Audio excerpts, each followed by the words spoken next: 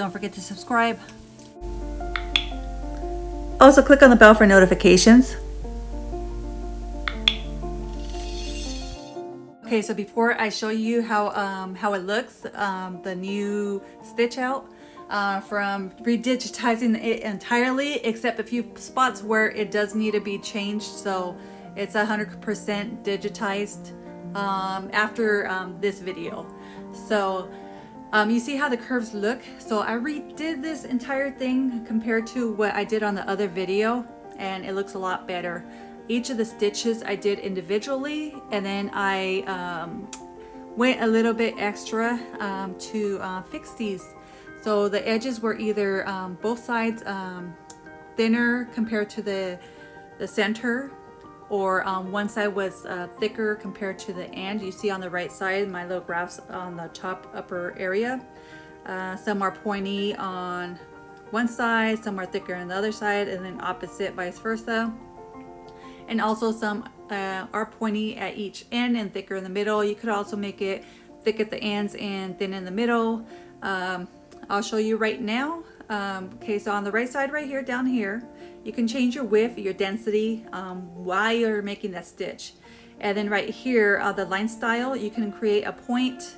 So you want to go in the line style, the one on the left area right there. I'll be showing you guys again. So just like look at the areas I'm clicking on. So you guys can see. So right here again, I'm changing the style.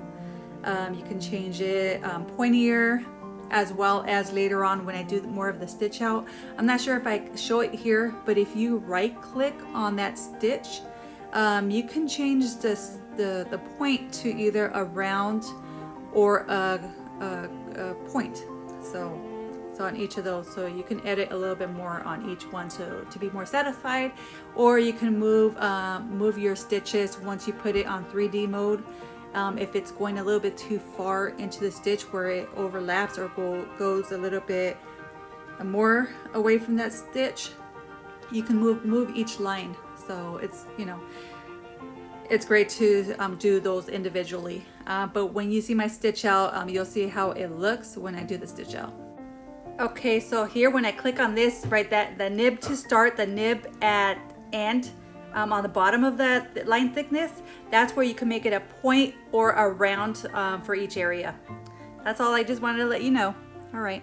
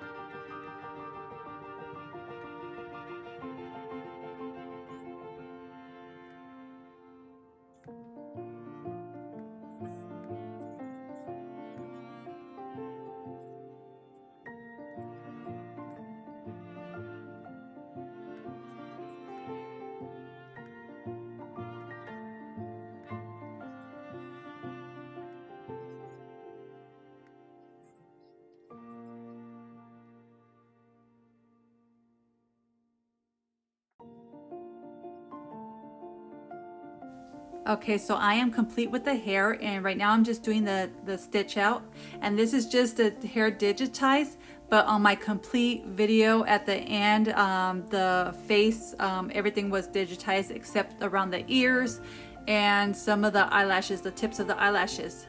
So, all right, so next is my video, and that's the stitch out of this design. I did have to edit it and cut it short since it was over 2 hours long. So, all right, so I'm gonna just keep the music on going. So it's just the entire stitch out, each of the steps that it does. So if you get bored, you can just forward it to see how it looks. So, alrighty, I'll see you guys later.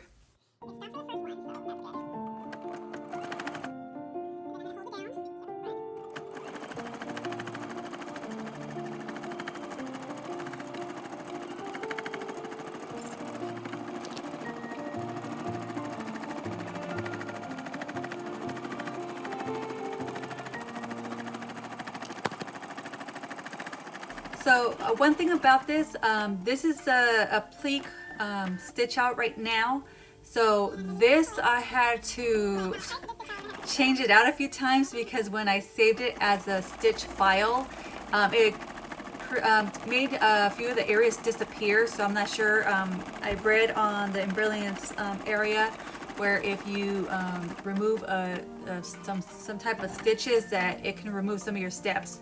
So I redid the entire outline of the crown as well as the outline of the hair and around the body, and just made it an applique, and then just made it a regular stitch out, so that way it had both stitches, stitch outs on the same area, so nothing would be removed.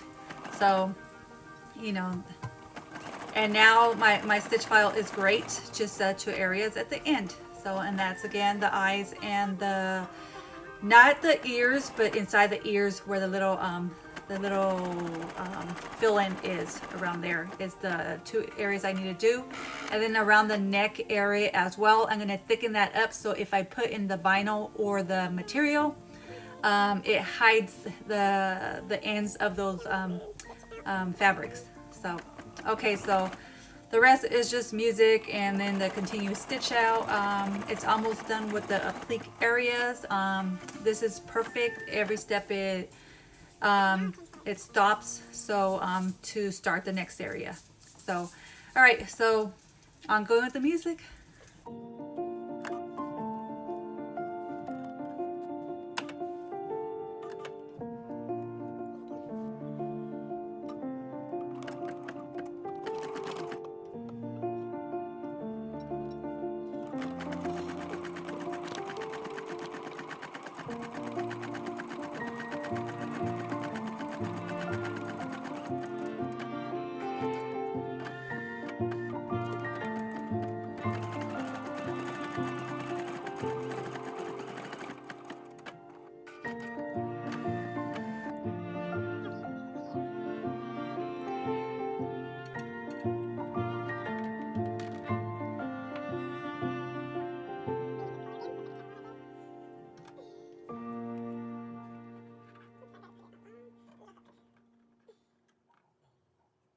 Okay, so this is the longest part of the stitch out, and that's the hair.